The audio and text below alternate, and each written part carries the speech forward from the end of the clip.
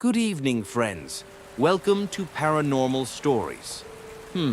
Tonight's story has a pretty cute title, doesn't it? But let me warn you in advance, there's nothing cute about it. This episode is particularly creepy, and judging by my analysis, I think it has something to do with the old spirits. To be more specific, I think it might involve household guardian spirits. This story comes from a listener named Xiaowen, who's from Changchun. He said the incident happened many years ago when he was around 7 years old. What's more intriguing is that this wasn't a one-time occurrence. He encountered strange things multiple times. However, Xiaowen shared what he considered the scariest incident with us, and that's the one I'll recount today. Xiaowen was around 7 years old, staying at home with his grandmother. His grandmother was in another room doing some sewing or stitching work.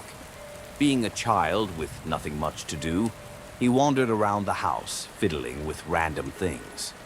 Suddenly, he heard faint laughter coming from their large wardrobe. As a child, he immediately thought there must be a mouse inside. Curious yet a little afraid, he went out to call his grandmother. "Grandma, Grandma, there's a mouse in the wardrobe."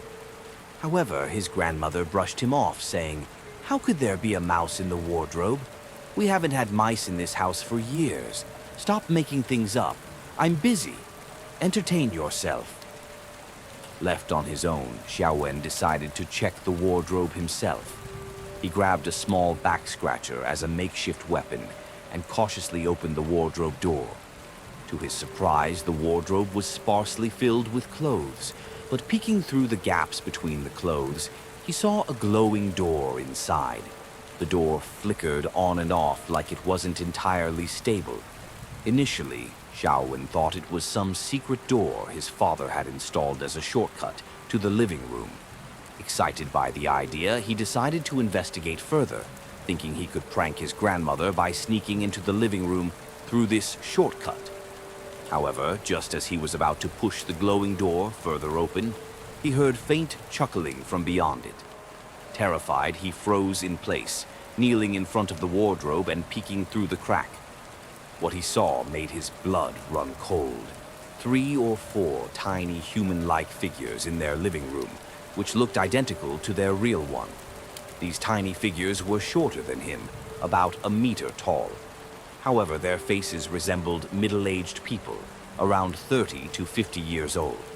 They were dressed in brightly colored patchwork clothes, expertly sewn but oddly mismatched. Their movements were theatrical, like performers on a traditional opera stage, complete with exaggerated postures and dramatic gestures. One of them, who seemed to be a woman, was dressed the most extravagantly and appeared to be giving orders to the others. As Xiaowen pushed the door slightly further, these small figures noticed him. 2 or 3 of them immediately turned to look at him, and one even spoke in a strange voice. "Oh, you found the door. Come in, come in." Terrified, Xiaowen stammered, I'm not coming in. Who are you? What are you doing in our living room?" In response, the little figures burst into mocking laughter, as though making fun of him.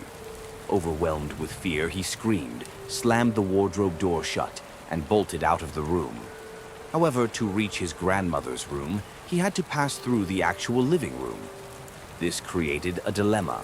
He had just seen these strange figures in what he thought was his real living room, so now he was too scared to step into it. Trembling, he hid in a corner of his room and began crying. It wasn't until his grandmother noticed his prolonged silence that she came to check on him. When she opened the door, Xiaowen initially panicked, fearing it might be one of the little figures pretending to be his grandmother. But when he saw it was indeed her, he ran to her, crying uncontrollably. After listening to his story, his grandmother opened the wardrobe, but the glowing door had vanished. She assured Xiaowen that there was nothing there and that he must have imagined it. However, later that evening, his grandmother prepared some kind of water and wiped his eyes with it. She didn't explain much, saying only that it was a traditional remedy passed down in the family to prevent children with clean eyes from seeing certain things. Xiaowen's parents didn't believe his story either, dismissing it as childish imagination. Xiaowen eventually forgot about the incident, though he developed a fear of that wardrobe. Years later, he would occasionally see similar tiny figures peeking through cracks in doors or other small openings, especially in dimly lit areas of the house. He never fully understood what he had experienced, but his childhood memories left a lasting impression of that eerie wardrobe. That's the end of Xiaowen's story. Based on my experience, it seems like he might have encountered guardian spirits, benevolent beings common in northeastern households, often associated with folk beliefs. These spirits, often referred to as household guardians, are different from those who practice divination or shamanic rituals. Guardian spirits typically protect the family and do not interact with outsiders. Good evening, friends, and welcome to the Paranormal Radio. Now, tonight's story, I really struggled to share with you all. Why did I struggle? Well, this story is incredibly eerie, and it also happened a long time ago. What's more, it involves matters between men and women, and it's not exactly proper. So I thought for a long time, should I share this story or not? Because I'd feel guilty if I didn't. The story is just too fascinating. But the original account was a bit too explicit for me to narrate. So I spoke to the person who provided this story and said, "Hey, I can't tell it like this, but if we adjust the way it's presented, I think I can share it."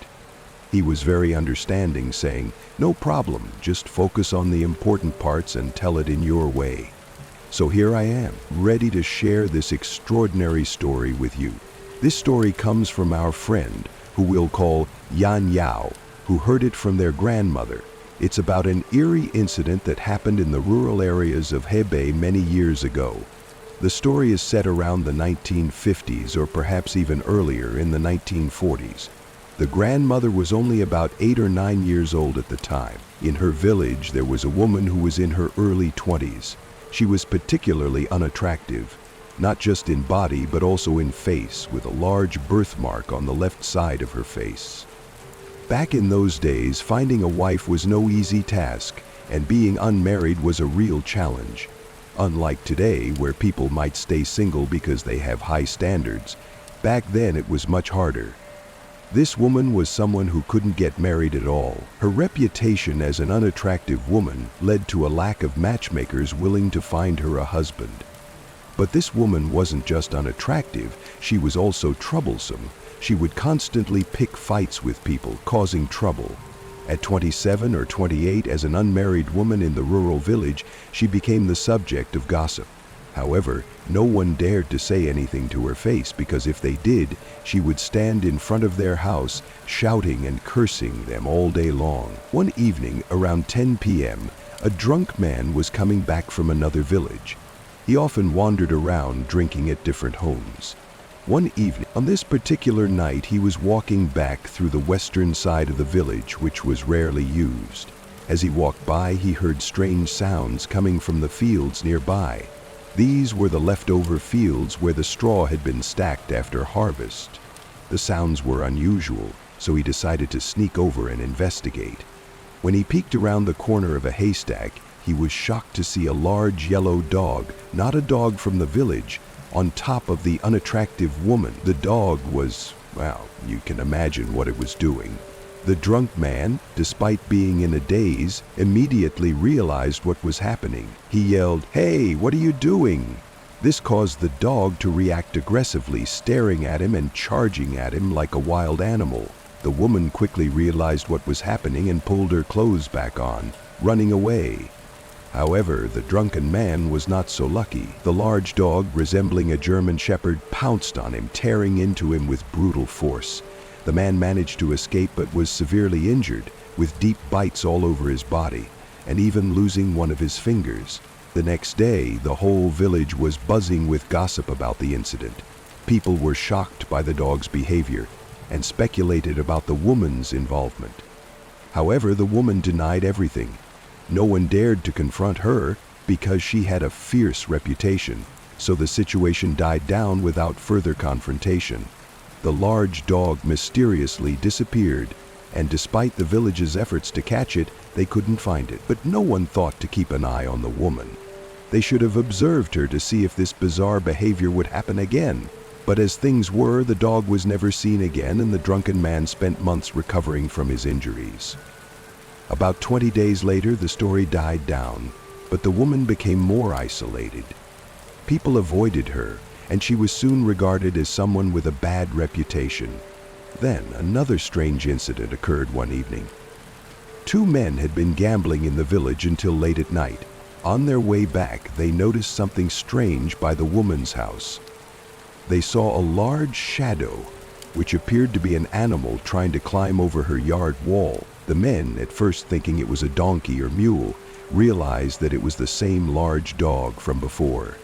This made them suspicious, and they quickly left, avoiding any confrontation with the animal. But the next day, word spread throughout the village, and the situation escalated. People now felt that this woman was beyond redemption, and her actions were too evil to tolerate. The village authorities decided that something had to be done. A small group was formed to catch her in the act, and one night they secretly observed her house. The dog appeared once again, and they saw the woman talking to it. What they overheard was far more disturbing than they could have imagined. The woman was conversing with the dog as if it were a person. Even more chilling was the revelation that the dog was speaking to her, telling her that it had once been a human being, someone she knew from her past, and had come back in this form to be with her. The villagers who heard this were horrified, and many of them fled in fear, not daring to confront the situation. The next morning, the woman disappeared. It was said she had run away, never to be seen again. The villagers didn't pursue her, and after a while the story faded away. The woman's family, already disgraced by the incident, also disappeared, and the matter was buried. Years later, when the narrator's grandmother was grown up, she heard rumors about the woman. Some said she had become a beggar in another village, while others claimed she had lost her mind. And that's the first story for tonight. Stay tuned for more eerie tales on Paranormal Radio.